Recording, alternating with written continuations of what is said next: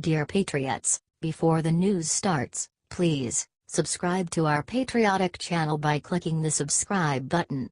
Give us a thumbs up to this video. Don't forget to leave your opinion below in the comments section. Share the news on Facebook and Twitter so you friends see it. Thank you. NFL legend exposes why Kaepernick will never play a game of football again. Looks like Colin Kaepernick is digging himself into a deeper and deeper hole. He is trying to sue the NFL, and despite that, no one in the NFL will hire him. NFL legend Tony Gonzalez explained why Kaepernick doesn't stand a chance of playing ever again. He's done. I don't think he'll ever get a chance. Never again. I just don't think he's good enough for the headache, said Gonzalez. More and more people are standing up to Kaepernick and the NFL. Legendary sportscaster Vin Scully just revealed why he is done with the NFL. I have only one personal thought, really. And I am so disappointed. And I used to love during the fall and winter to watch the NFL on Sunday. And it's not that I'm some great patriot. I was in the Navy for a year, didn't go anywhere, didn't do anything, said Scully about the NFL anthem protests. But I have overwhelming respect and admiration for anyone who puts on a uniform and goes to war.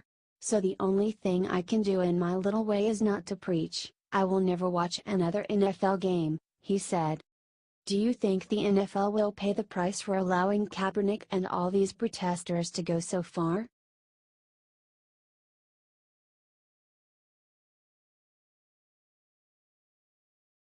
Pelosi gives shocking answer when asked if she will try to impeach Trump if Dems take House. In an interview with CNN's Jake Tapper, Pelosi was asked if she will try to impeach President Trump if Democrats win back the House.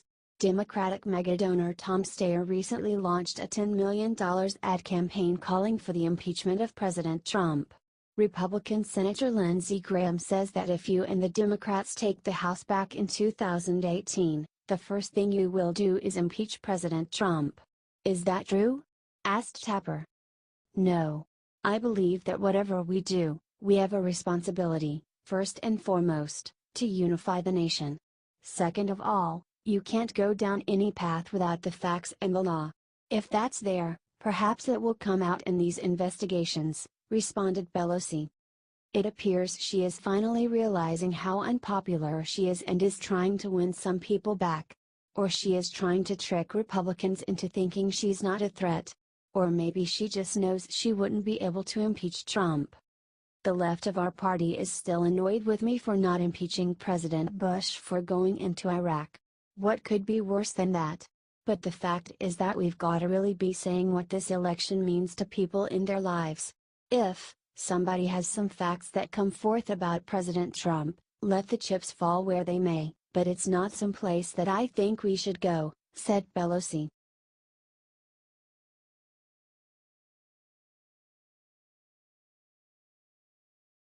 Trump is right. Watch Joy Behar shockingly defend President Trump against Senator Flake. Senator Flake went on a long rant insulting President Trump and revealed that he would not be running again. After the incident, Trump texted that the only reason he dropped out was because he had no chance of winning. The reason Flake and Corker dropped out of the Senate race is very simple: they had zero chance of being elected. Now act so hurt and wounded, tweeted President Trump.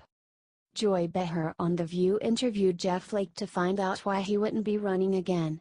And it turns out, in Joy Behar's own words, Trump is right. I felt that I could not run the kind of race that I would need to run to be competitive. I could not speak out as I am now and as I have been over the past several months. There is no way you can become competitive in a Republican primary, and particularly in a state like Arizona right now, if you don't agree with the president's position or if you don't condone his behavior, said Flake. So in other words, Trump is right when he says and tweeted that the reason you dropped out of the Senate race is that you had a zero chance of winning. That you had an 18% approval rating. So, if you had a better chance of winning, would you have stayed? Asked Behar. If I could have run the kind of race that I'm used to running, if I could tell the truth, responded Flake. So you couldn't win with that, said Behar. Wow. You know you're in a bad place when Joy Behar is even willing to side with Trump to insult you.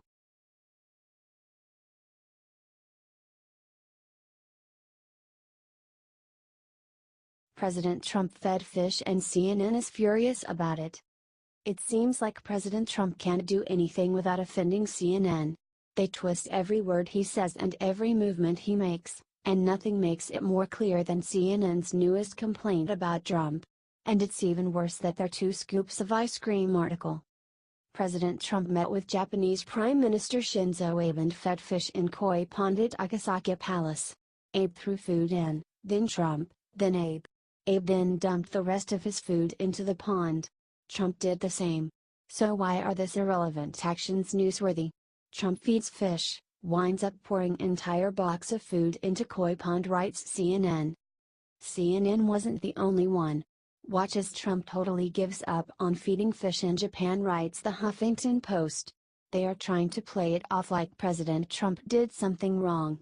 Like he was supposed to feed the fish delicately, and because he is so out of control, he just poured the whole box in.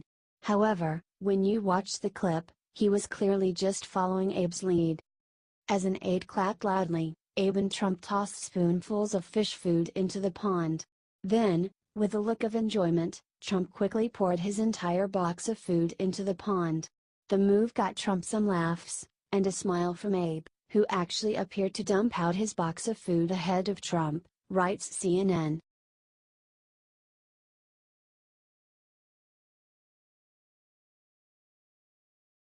CNN's Lemon says prayer can't help church shooting victims because they were already praying.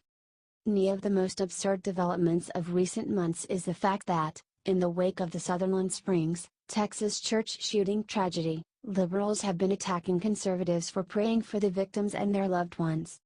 Democrats have been so fixated on using the massacre to push their gun control agenda that they seem to have entirely blocked out the human component to dealing with grief.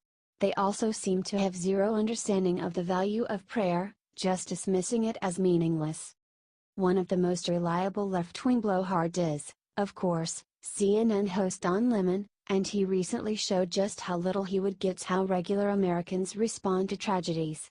Lemon began his rant on his show by pretending that he sees the worth in prayer, saying, "Thoughts and prayers, thoughts and prayers, thoughts and prayers. Don't get me wrong. Prayers are important. They really are."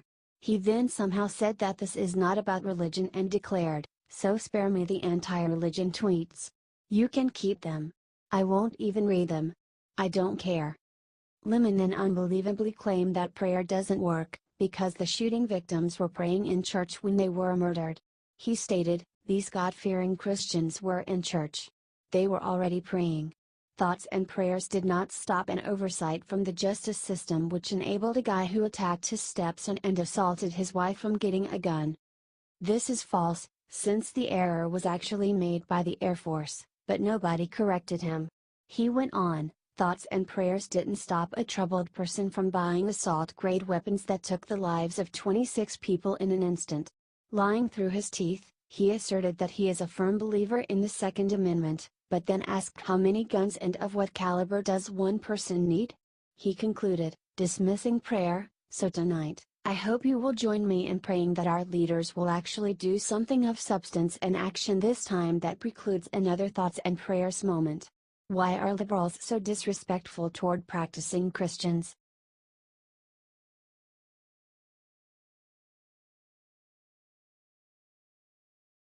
Joy Behar asks megachurch pastor about abortion, his answer surprises everyone.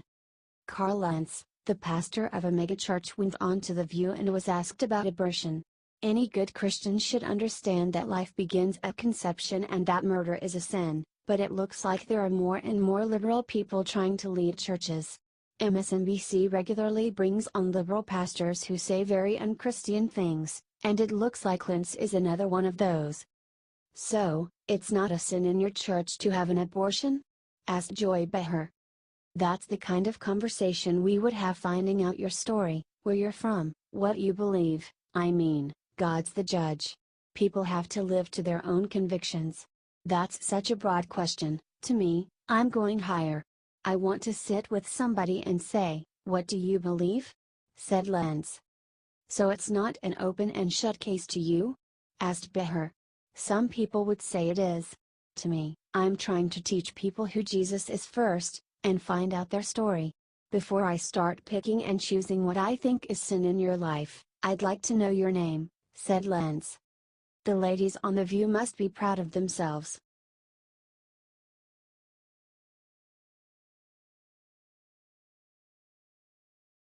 Son of Richard Dreyfuss exposes Kevin Spacey's most disgusting pedophilic act yet. Harry Dreyfuss, the son of Oscar-winning Jaws actor Richard Dreyfuss, revealed a disgusting pedophilic act that Kevin Spacey did to him, while his own father was in the room. Spacey's first accusation came from a 14-year-old boy who accused Spacey of lying down on top of him and trying to make moves on him while at a party. Harry Dreyfuss described how he and his father were at Spacey's apartment to practice lines. Spacey started making moves on Harry. It took Harry a while to suspect what was going on because he had no idea that Spacey was a pervert. Besides, I thought, surely he can't be coming on to me like this right in front of my dad. But his hand stayed there. So after a bit, I came up with what I thought was a brilliant safety tactic. I stood up and walked to the other side of the couch, and sat back down. Bulletproof. But without missing a beat, Kevin stood up too, and followed me. He sat just as close and immediately put his hand back on my thigh, said Dreyfuss. Over the course of about 20 seconds, centimeter by centimeter, Kevin crawled his hand from my thigh over toward my crotch.